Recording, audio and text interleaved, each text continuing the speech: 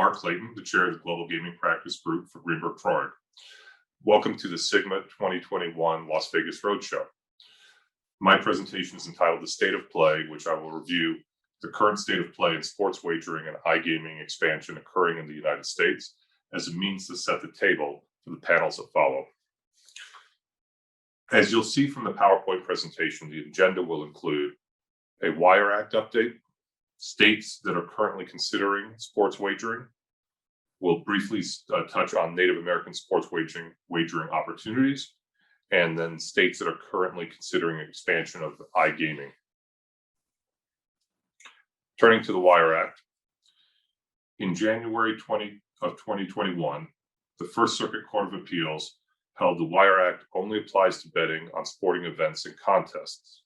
As many of you will recall, there have been various and conflicting opinions from the Department of Justice Office of Legal Counsel opining upon the scope of the Wire Act. The original positions was that the Wire Act covered all forms of online gambling, and then which was ultimately reversed by the Trump administration's Department of Justice. However, again, in January of 21, the First Circuit Court of Appeals held that the Wire Act only applies to betting on sporting events and contests. Most commentators believe that this is the correct interpretation. As far as any impact from the First Circuit opinion, there'll be no changes to sports wagering, as the Wire Act already clearly covered sports wagering and will continue to require the ring fencing of operations by states. However, the First Circuit decision will enhance the opportunity for expansion of casino-styled online gaming, as well as potential expansion of lottery offerings, both online as well as cross borders. Most commentators believe that the current administration will not appeal this decision, and right now there's been no speculation of any further court reviews of that decision. So for right now, at least the best minds are of the opinion that, again, the Wire Act is only applying to the wagering on sporting events and sporting contests. Turning next to the states that are considering sports wagering legislation, you'll see on the slide that there are 12 states, and Arizona is another state that should be added to that list that are considering sports wagering. Obviously, each of those legislative efforts are in varying stages, and across state lines, there is no sort of confirmed clarity as to what will happen. However, when looking at some of the more populous states, such as California, there's been historical competing interests when we have looked at any form of gambling or casino expansion, and there does not appear to be a meaningful legislative push in the near term to see sports wagering expanding into California. Two other states, Georgia and North Carolina, have potentially the easiest path to sports wagering in that they have existing lotteries and could utilize the lottery infrastructure such as Tennessee has done. However, for Georgia, there remains a question if there is a constitutional amendment would be required. Turning to two other large populous states, New York and Texas. First, New York. Again, as is a constant theme, there is competing interest between various stakeholders as to allowing for the expansion of sports wagering.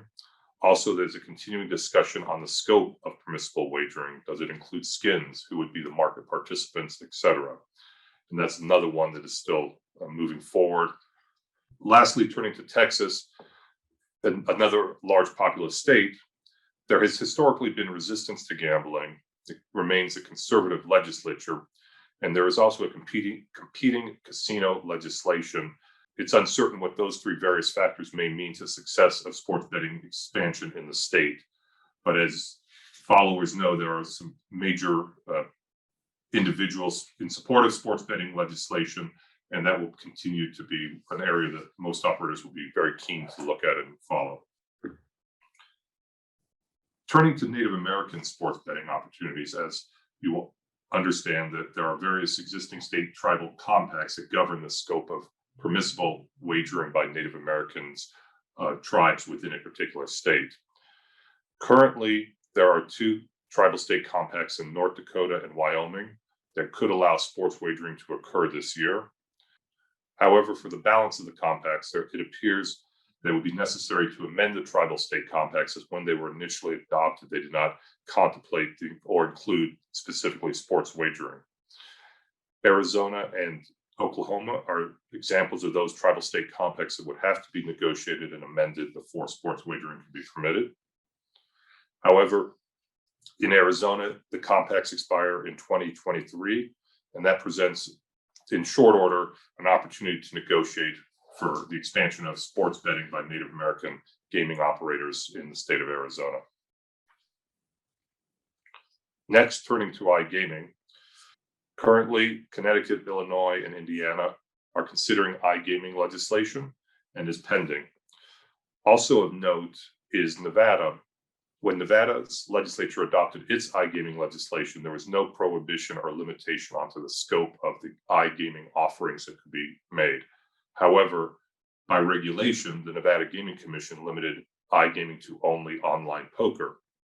So, notwithstanding that, there is the possibility for us to experience the expansion of iGaming in Nevada, and that would only require a regulatory change by the Nevada Gaming Commission, not any legislative action. Additionally, there's looking for potential online lottery expansions, especially in light of the First Circuit opinion. However, commentators vary on what the success or the possibility of these expansions would be, for the usual reasons. There's obviously the historical tension that exists between a state's need for additional budget funds, especially given the budget shortfalls that states have experienced over the last 12 plus months. And that's competing with various opposition for gaming expansion generally, and also this ongoing challenges and disputes between various existing market participants about the expansion of gaming and who would be entitled to participate in such expansion. The next panel will address the experiences of European operators as they move from the European regulatory model into the United States regulatory model for sports wagering, and discuss those implications of such. And then lastly, there'll be a panel that discusses the opportunities for iGaming and sports wagering within the Native American gaming operators. That concludes my keynote address. I hope you enjoy the balance of today's presentation.